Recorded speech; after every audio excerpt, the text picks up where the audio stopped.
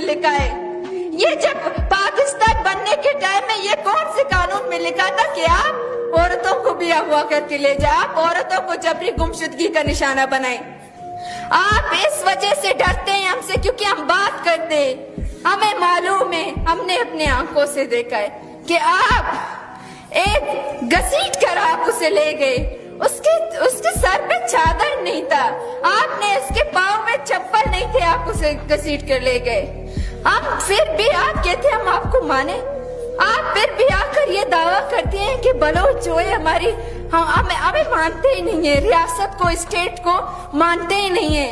हम कैसे उस स्टेट को माने जिसने हमारे 15 साल की उम्र में मुझे पढ़ना चाहिए था। आज मैं यहाँ पर आकर खड़ी होकर आपसे अपने बंदों की बाहिफाजत बाजियाबी के लिए बात कर रही हूँ।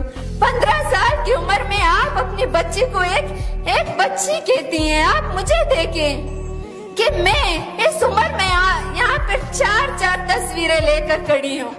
4 तस्वीरें, 4 माओं के जो दर्द है वो लेकर खड़ी हूँ।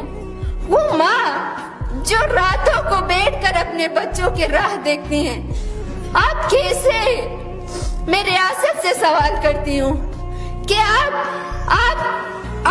क्यों हमें आप हमसे सब कुछ छीन गए, हमने कुछ ना बोला, आप छीन गए हमारा सब कुछ, आप हमारा जमीन, हमारा घर छीन गए।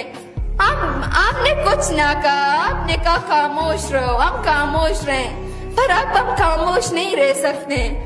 अब मैं खामोश नहीं रह सकती। मैं सिर्फ आने के लिए नहीं, मैं सिर्फ फरीद के लिए नहीं, मैं सिर्फ मुजाहिद के लिए नहीं, मैं सिर्फ एहनिसा के लिए नहीं, 4